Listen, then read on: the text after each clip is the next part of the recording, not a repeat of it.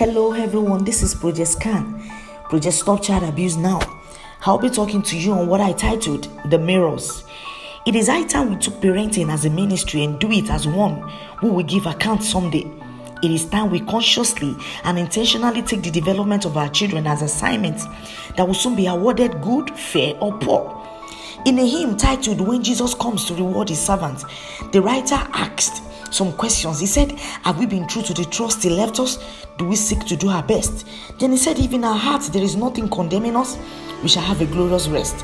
The trust Jesus left in our care as parents is our children.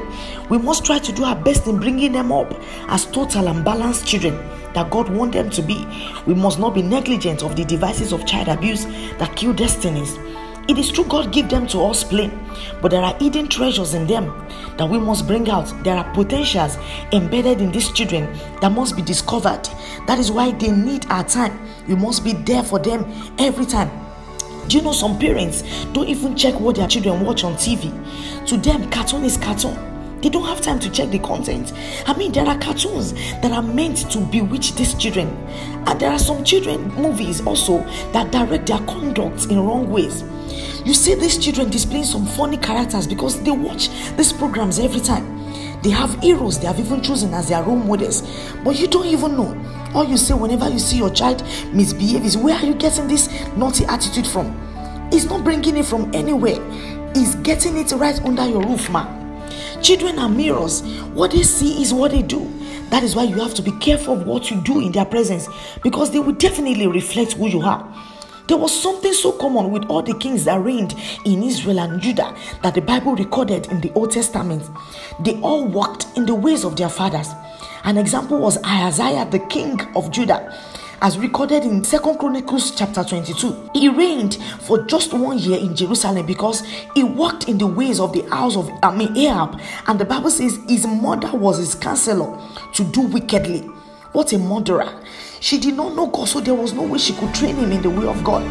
If you are a parent that will never take the things of God serious, you are definitely grooming tigers. Your children will walk out of the will of God except by the mercy of God. This king Ahaziah did evil in the sight of the Lord, and he died unfulfilled because of bad parenting. And here is another king who started reigning at the age of 8, King Josiah. The Bible says in 2 Chronicles chapter 34 verse 2 that he did that which was right in the presence of the Lord and walked in the ways of David his father. The Bible says while he was yet young, he began to seek the Lord. He was already purging the land from idol worship. Why was he able to do this at this tender age? He was trained up in the way he should go. And this would not have happened without the involvement of his mother Jedidah, because Ammon, his father, was evil and he had no regard for God. The mother saw the way other kings that did evil in the sight of God died like chickens, so she decided to train her own in the way of God. His mother did not joke with his spiritual development. The Bible says throughout the days of King Josiah, all that were present in Israel served the Lord their God, and they departed not from following the Lord, the God of their fathers.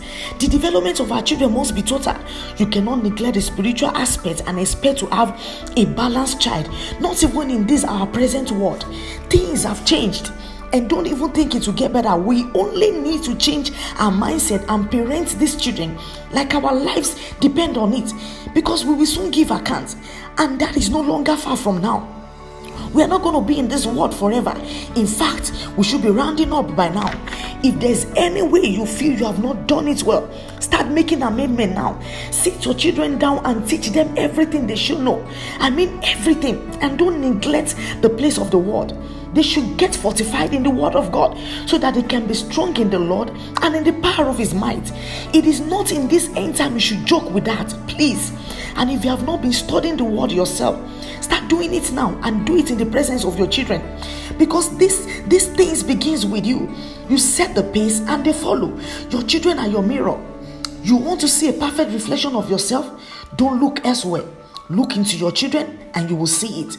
So make sure you consciously align their thoughts and conduct in the right way, so that you are not found guilty of child abuse. The reward for every child abuser, as stated in Matthew chapter 18 verse 6, says, whoever causes one of these little ones who believe in me to stumble and sin, that is, who entices him or hinders him in the right conduct or thought, it will be better for him to have a great millstone fastened around his neck and to be sunk in the depth of the sea. You should not regret being a parent. You should not regret it. You should not get cursed for being a parent, but rather be blessed. May God help us all. In Jesus' name, amen.